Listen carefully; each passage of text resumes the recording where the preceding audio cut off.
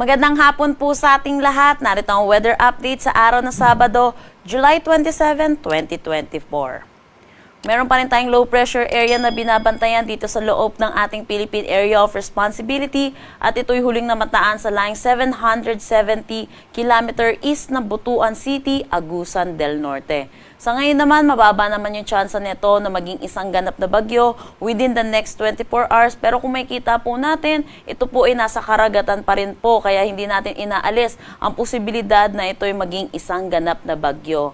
Pero kung makikita po natin dito sa satellite imagery po natin, yung trough or yung extension po nito ay nakakaapekto na dito sa eastern section ng ating bansa. Kaya asahan din po natin dito sa may Quezon, Bicol Region, Eastern Visayas, Dinagat Islands, sa Northern Mindanao, Surigao del Sur, Surigao del Norte, makakaranas sila ng maulap na papawirin na may mga kalat-kalat na pag-ulan. Sa nakikita naman po natin dito sa low pressure area, mababa naman po yung tsansa nito na mismo na tumama sa ating kalupaan or mag-landfall. Pero kung makikita din po natin, palayo din naman po ito sa ating Philippine landmass. Samantala, yung southwest monsoon natin or hanging habagat ay nakakaapekto pa rin dito sa western section ng Luzon at Visayas. Dahil dito, asahan pa rin natin makakaranas pa rin ng maulap na papawirin na may mga kalat-kalat na pag-ulan dito sa may Zambales, Bataan, Ilocos Region, Babuyan Islands at Batanes. Para naman sa Metro Manila, nalalabing bahagi ng ating bansa, asahan natin magiging bahagya hanggang sa maulap ang ating papawirin na may mga isolated rain showers at mga localized thunderstorm lalo na sa hapon at sa gabi.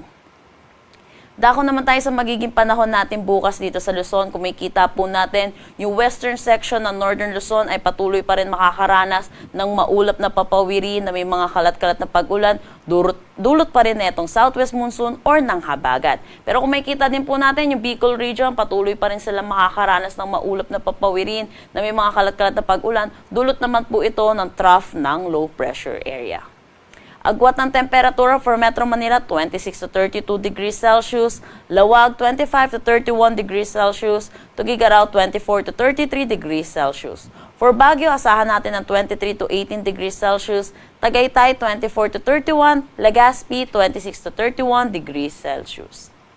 Para naman dito sa may Palawan, Visayas at Mindanao, malaking bahagi ang makakaranas ng maliwalas na panahon. Pero kung makikita po natin, medyo aangat po itong low pressure area at hindi na po makakaapekto dito sa anumang parte ng Mindanao. Kaya kung makikita po natin, ito'y makakaapekto na lang po dito sa may Eastern Visayas. Kaya asahan po natin, makakaranas pa rin sila ng maulap na papawirin na may mga kalat-kalat na pag-ulan. Agwat ng temperatura for Puerto Princesa at Kalayaan Islands, 26 to 32 degrees Celsius. Para naman dito sa Iloilo, asahan natin ang 26 to 33 degrees Celsius, Tacloban, 26 to 31 degrees Celsius, at Cebu, 26 to 32 degrees Celsius. Dito naman sa Zamboanga, asahan natin ang 25 to 33 degrees Celsius, Cagayan de Oro, 25 to 32, Davao, 24 to 33 degrees Celsius. Wala na tayong nakataas na anumang gale warning sa anumang seaboards ng ating bansa. Dako naman tayo sa magiging panahon natin sa susunod na 3 araw. Kung makikita po natin sa Baguio City by Monday, makakaranas sila ng maulap na papawirin na may kalat-kalat na pag-ulan. Gayon din dito sa Legazpi. Pero ang pinagkaiba lang po nila, sa Baguio City, southwest monsoon or habagat ang makakaapekto. Then sa Legazpi City ay itong trap ng low pressure area. Pero pagdating naman ng Tuesday at Wednesday, improving na ang kanilang weather. Kaya asahan natin, magiging maaliwalas ang panahon. For Metro Manila, agwat ng temperatura, 25 to 32 degrees Celsius. Baguio City, 17 to 24 degrees Celsius. Legazpi City, 25 to 32 degrees Celsius.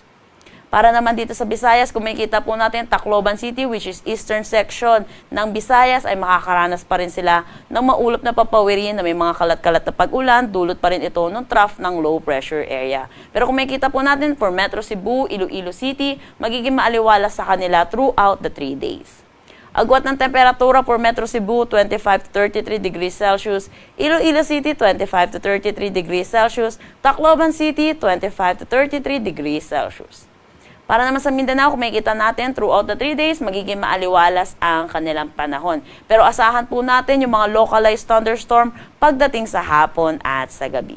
Agwat ng temperatura for Davao ay asahan natin 25 to 33 degrees Celsius. Cagayan de Oro, 25 to 33 degrees Celsius. Zamboanga City, 24 to 33 degrees Celsius.